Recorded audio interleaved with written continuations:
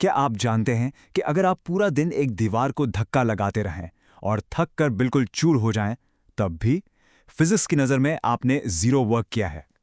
अजीब बात है ना? मगर ऐसा क्यों है? चलिए आज इस मज़ेदार पजल को सॉल्व करते हैं। अस्सलाम वालेकुम स्टूडेंट्स, मैं हूं आपका टीचर और आप देख रहे हैं कॉन्सेप्ट लेक्चर हब। आज हम क्लास 9 फिजिक्स का बहुत ही important chapter 5 work, energy and power शुरू कर रहे हैं। ये कॉन्सेप्ट्स ना सिर्फ आपके एग्जाम्स के लिए ज़रूरी हैं, बल्कि ये आपको दुनिया को एक फिजिसिस्ट की नज़र से देखना सिखाते हैं। लेकिन आगे बढ़ने से पहले एक छोटी सी रिक्वेस्ट। अगर आपको ये लेक्चर हेल्पफुल लगे तो इस वीडियो को लाइक करें, अपने दोस्तों के साथ शेयर करें और चैनल को सब्सक्राइब करना बिल्कुल मत भूलिएगा। इससे हमें आपके लिए और भी ऐसा कंटेंट बनाने की हिम्मत मिलती है। ओके, तो ये है हमारा आज का रोड मैप। हम शुरू करेंगे वर्क के पजल से, फिर देखेंगे कि इसका एनर्जी और पावर से क्या कनेक्शन है, और आखिर में पूरे चैप्टर की एक क्विक समरी करेंगे। तो चलिए शुरू करते हैं। तो सबसे पहले बात करते हैं वर्क की। देखिए, आम जिंदगी में काम का मतलब कुछ भी हो सकता है, पर फिजिक्स की दुनिया में इसकी एक बहुत ही खास, एक बहुत स्पेसिफिक डेफिनेशन है। चलिए इसको आसान लफ्जों में समझते हैं। फिजिक्स में वर्क सिर्फ तब होता है जब दो शराइत पूरी हों। पहली शर्त, किसी चीज पर फोर्स लगाई जाए, और दूसरी शर्त, उस फोर्स की वजह से वो चीज हरकत करे, यानी कुछ डिस्टेंस कवर करे। अगर इन दोनों में से एक भी चीज मिस है तो समझो कोई वर्क नहीं हुआ। इसको हम इस सिंपल से फॉर्मूले से लिखते हैं, W = F × S। यहां W का मतलब है वर्क, F का मतलब है फोर्स और S का मतलब है डिस्टेंस या डिस्प्लेसमेंट। ये छोटा सा फॉर्मूला इस पूरे चैप्टर की बुनियाद है। इसको अच्छे से याद कर लें। इस तस्वीर से समझें, जब इस ब्लॉक पर एक फोर्स F लगाई जाती है तो ये S डिस्टेंस तक आगे बढ़ता है। क्योंकि यहाँ फोर्स भी है और डिस्प्लेसमेंट भी है, इसका मतलब है कि वर्क हुआ है। इतना सिंपल है ये। तो अब आते हैं अपने पहले सवाल पर। दीवार को धक्का देने पर वर्क जीरो क्यों होता है? वो इस पहली कंडीशन की वजह से है। आप फोर्स तो लगा रहे हैं, लेकिन दीवार का डिस्प्लेसमेंट यानी S जीरो है, इसलिए वर्क भी जीरो है। दूसरी कंडीशन है जब नेट फोर्स जीरो हो। फॉर एग्जाम्पल, एक गाड़ी जब कांस्टेंट स्पीड से चल रही हो, क्योंकि उसकी स्पीड बदल नहीं रही, नेट फोर्स जीरो है, और इसलिए साइंटिफिकली उसकी स्पीड मेंटेन करने में कोई वर्क नहीं हो रहा।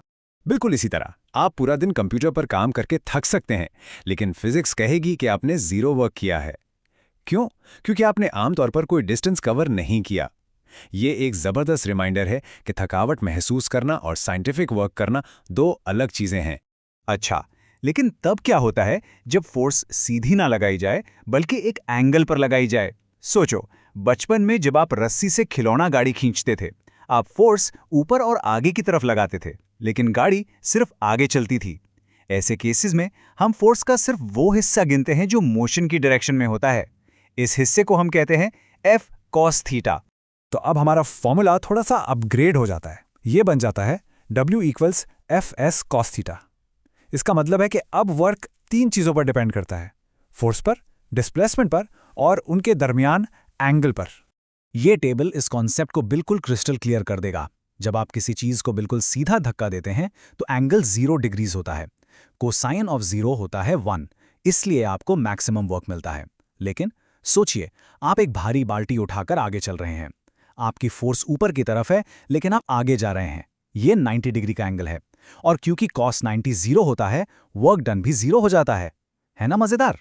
होमवर्क को जिस यूनिट में नापते हैं उसे कहते हैं जूल, जिसे J से लिखा जाता है। तो 1 जूल क्या है? ये उतना वर्क है जो तब होता है जब 1 न्यूटन की फोर्स किसी चीज को 1 मीटर तक हरकत दे। सिंपल। तो ठीक है, वर्क तो वो है जो किया जाता है, लेकिन वर्क करने के लिए क्या चीज चाहिए? यहां आती है हमारी एनर्जी। आप एनर्जी को काम करने की करेंसी समझ सकते हैं, जिसे आप खर्च करके वर्क कर पाते हैं।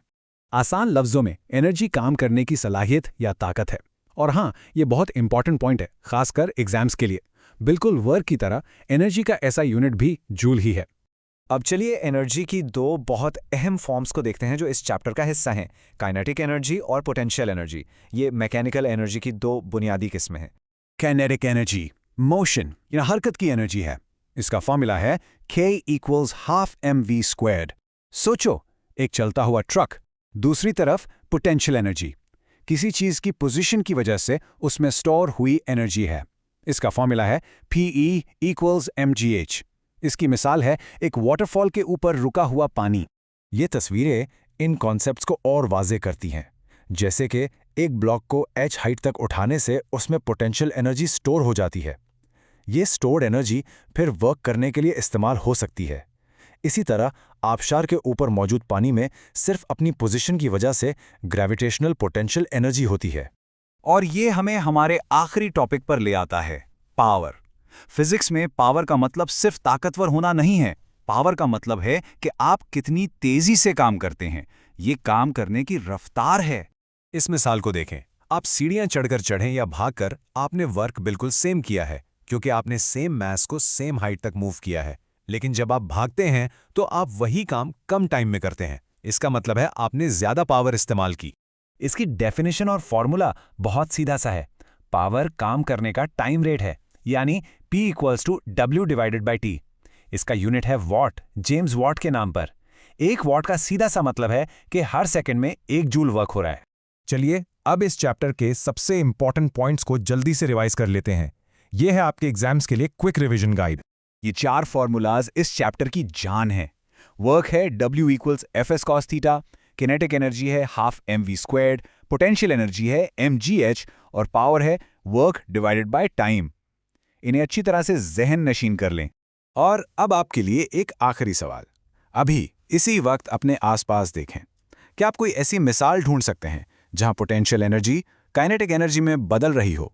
इस पर ज़रूर सोचिएगा और अपने जवाब नीचे कमेंट्स में शेयर करें। अगर आपको ये एक्सप्लेनेशन पसंद आई हो तो इसे लाइक करना और अपने दोस्तों के साथ शेयर करना मत भूलिएगा।